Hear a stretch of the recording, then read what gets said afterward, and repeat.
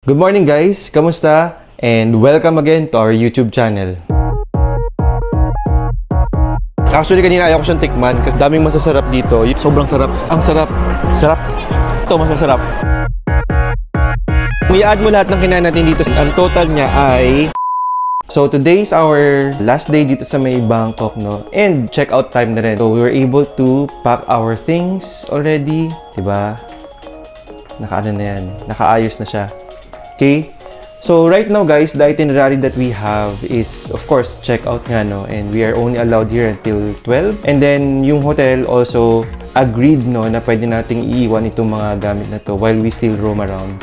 So our flight is mga nasa gabi pa naman. So yung balance of the day will be a mix of eating, and eating. So kakain lang tayo guys, and syempre, medyo matagal-tagal na ulit tayo na bago makakabalik ulit here in Bangkok. So, mamimiss talaga natin yung mga pagkain nila. We are here now, no, sa Siam Paragon, and nakakita kami ng panibagong Michelin Star, no, na store. So, this is the name of the store.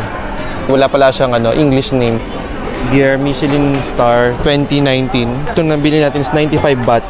Parang 4 yata daw na pork.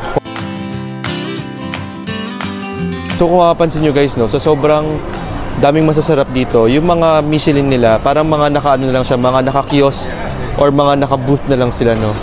And so far, hindi ko alam pero namumurahan pa rin kami. Imagine mo guys, Michelin Star for 95 baht is still feeling ko 150 pesos, ano pa rin, medyo acceptable pa yan, no. And based also on my experience, highest concentration of mga Michelin stars for me, I mean personally na experience namin is here pa rin in Thailand. Yan, look. Thank you. Yeah, seafood tom yum. Number 1.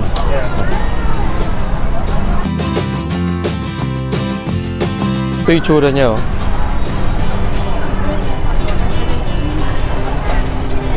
Diba? So guys, again, nandito pa rin tayo sa food court. And as you know, no, sobrang dami din talaga masasarap na pagkain dito here in Thailand.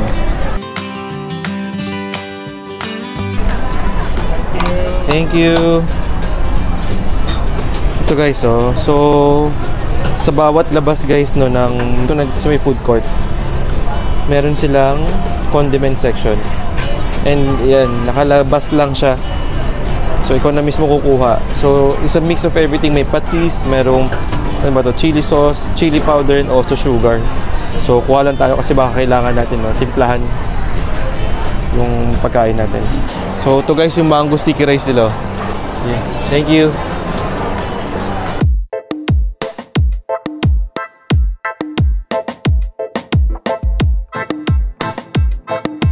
Okay guys, so tara, kain na tayo.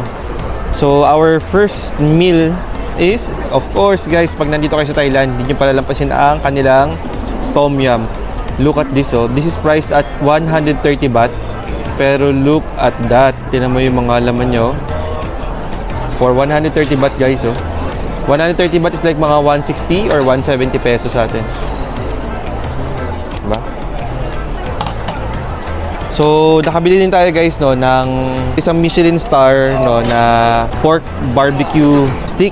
No, malalaman natin, no, kung ba't siya naging authentic na Michelin. And last but not the least, diba, kapalampasin mo natin ang mango sticky rice dito sa Thailand. Siyempre hindi. So tara guys, kain na tayo.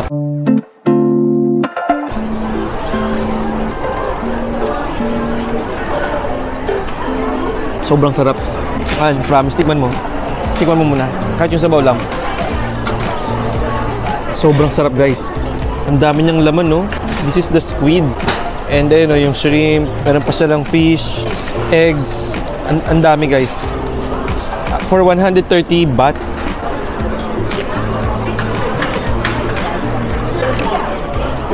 Ito yung fish niya guys, oh.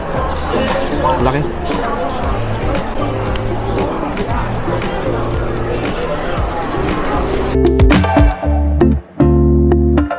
Masarap tong rice daw. Sticky rice to. Itong pork pala guys, ang kasama niya sticky rice or malagkit sa atin, no.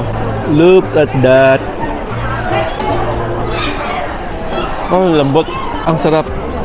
Kung sa normal nyo to guys kakainin sa Pilipinas, feeling ko ang pinakamalapit is para siyang tocino.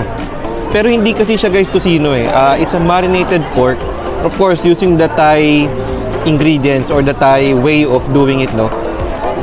Sobrang lambot. And yung crust niya, hindi ko alam kung nakikita sa video, no? Mayroon siya mga sesame seeds, peanut, rice. Ang dami. Sobrang dami niya sa gilid, oh. And yung pinaka-weird pa na experience, guys, kakainin mo siya with malagkit na kanin. Now I understand why this is a Michelin star. As simple as pork barbecue sa atin. It's already a Michelin star here in Thailand. Okay, so let's do this. So normally, ako talaga hindi ako nagko-coconut sauce kasi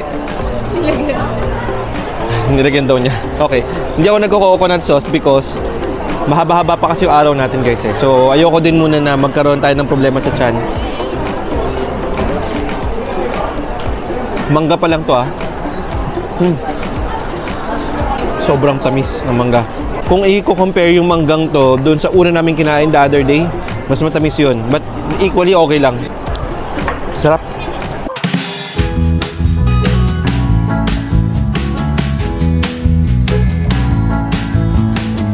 Okay guys, so meron na naman kami nakita na unique finds dito sa sa Thailand, dito sa May Sayang Paragon. Actually, ang bumili nito si Wifey. Okay? Pakita ko sa inyo guys kung ano yung tsura sa loob ah. 8 piraso siya na iba't ibang flavor and the price is 45 baht. Para siyang mga normal na fritters kasi iba-iba siya. So meron siyang mga ganito. Look at this banana. Look at the donut guys. So, sobrang liit. Para lang siyang calamares. Kamote. Ayan. Meron din silang kamote. So with ano siya, breadings. And ito pa pala, meron pa pala ako nakita. Tofu. Hindi ba to tofu? Ano ba to? Kamote din ba pala? Okay, nagkamali ako. Kainin na natin, no? Try natin. Sa natin dito sa itong akala ko tofu, kamote pala. As usual, sabi ko nga sa inyo kanina, hindi siya matamis and medyo savory yung lasa niya. Kung kayo sweet tooth, syempre, hindi nyo ito magugustuhan, no? But for us, no, okay lang to.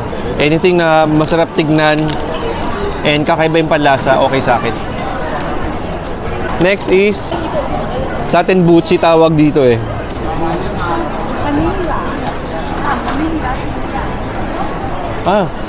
Parang nga siyang buchi. Kasi meron siyang laman sa loob. Pero ito guys, mas maliit kasi para lang siyang kasing laki ng mga fishball. Ganun. Okay, next. Isa pang bilog. Violet. Di ko alam kung... taro ball daw to guys. So meron siyang taro sa loob. Or, in other words, gabi.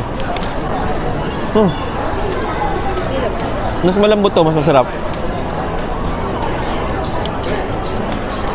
Mas masarap to guys. Kung ako bibili ako nito. Para siyang ube. Well, kasi guys, diba, ang ube naman at saka taro, same family. So ito, medyo mysterious din. Ano to? Taro ball pero color white. Or dilaw.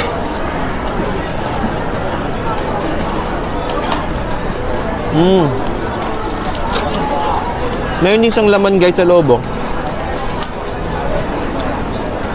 Para siyang bean paste din. So masarap din siya.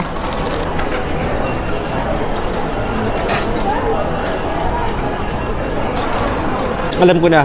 Kung sa atin to guys, ang tawag dito maruya. More of like maruya taste profile siya. Last but not the least, donut.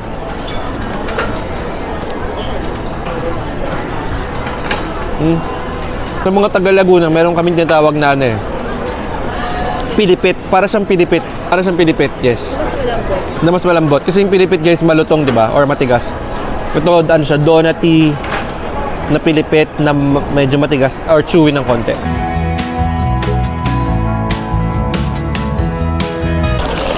Okay guys, so ayan, natapos na tayo guys, no, sa kinain natin. Kung i-add mo lahat ng kinain natin dito sa May Thailand, ang total niya ay, okay, so isang 130, isang 100 plus 90 plus 45, so 365.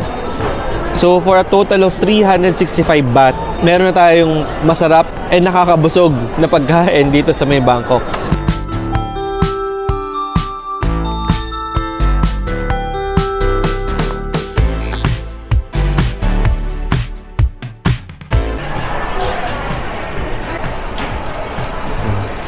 Butter siya, no? Akala mo cheese yung nasa loob, pero this is butter.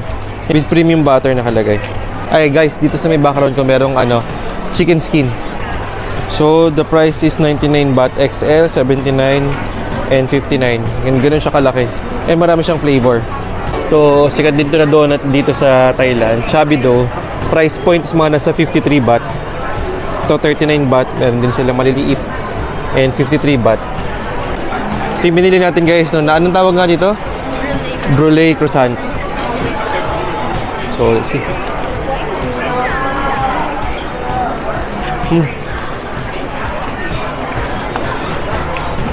Ang sarap nung pagkakasunog nung Tapos nagde-melt siya together with the ang sarap nung sunog or pagkaka-torch nung sugar sa taas. And super buttery nung croissant. So, baka feeling ko yun na yung butter. Oh yeah, baka yung nalalasahan kong maalat is yung butter. Galing mo. So alam mo talaga guys na premium talaga siya na produkto. Actually kanina ayaw ko siyang tikman kasi parang busog na ako. Ngayon ayaw ko na siyang ibigay. Kung galing kayo sa baba, sobrang chaotic nung sobrang daming tao, ang gulo-gulo. Pag-akit mo ng second floor, para ka lang mada-transport sa ibang dimension kasi dito sobrang konti na lang yung tao kasi lahat medyo mga nasa luxury items na, no? Louis Vuitton, Chanel, Bottega, Gucci, lahat. So itong floor na to medyo malinis, wala masyadong tao. Unlike dun sa baba, as in like food court, supermarket and all. Okay? Guys, so tapos na tayo ngayon sa may Siam Paragon. And we will now go dito sa harapan namin, Siam Center. Grabing init. Pagpasok mo pa lamang ng mall nila. So normally ang mga makikita mo dito is yung mga boutique stores. Sometimes some of them are also popular, but yung sa kabilang mall kasi medyo talaga nasa high end or nasa luxury premium segment sila, no? Dito medyo kaya-kaya pa natin. So if you wanted to go to Madame Tussauds, this is also this is also the way, no? And you want to go to Madame Tussauds, you go to the ground floor.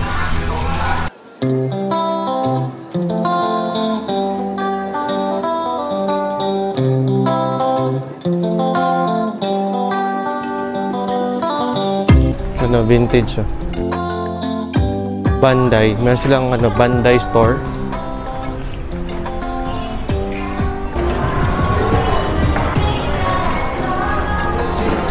Ito na yung pinaka nila guys. Kainan nila or food court. Mini melt.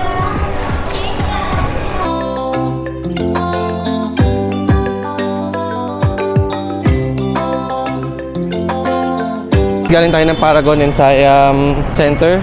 So next natin pupuntahan ay Siam Square. Okay, malilito guys magkakaiba yung mga yon. Magkakaiba yung Paragon, Center, and Square.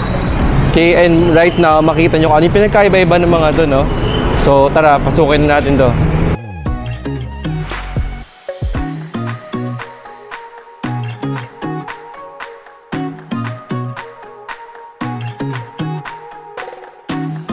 Welcome to Siam Square.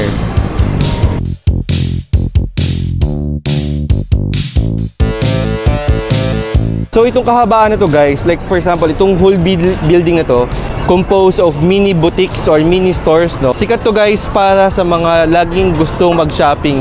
And kung mapapansin nyo guys, yung crowd ng mga tao dito, medyo nasa bata or nasa mga, sabihin natin mga Gen Z to millennials, because yung mga brands na nandito is technically targeting them.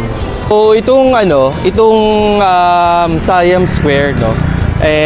Kumbaga sa Pilipinas para siyang BGC or para siyang High Street, di ba? Pero hinahalin tulad din ito guys, no, sa Myeongdong, South Korea shopping district. Okay, because of the mix of the brands. And ito guys, kapag may mga events, talagang sinasara to. Or kapag merong mga siguro massive sale na nangyayari, because nung July 2023 we were here. And itong roads na to, sarado to. And may mga tumutugtog, may mga nagbibigay ng samples. So there are also days na ganun yung ginagawa nila.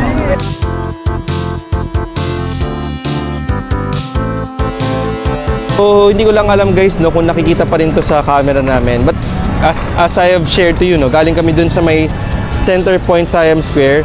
And doon sa area na yun, ayun, may mga payong, may nakikita kayo doon. That's also a shopping street or a shopping strip. So, ano yan, dire-diretso din yan guys, no? Ito, murang bilihan din to guys, no, ng mga beauty items or beauty products.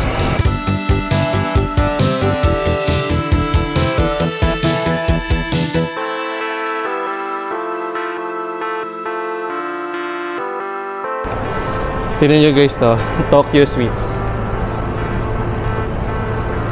Yung mga pagkain dito guys, sobrang cute. Parang ayaw mong kainin. So ito guys, yung VAT refund for tourists. Ayan.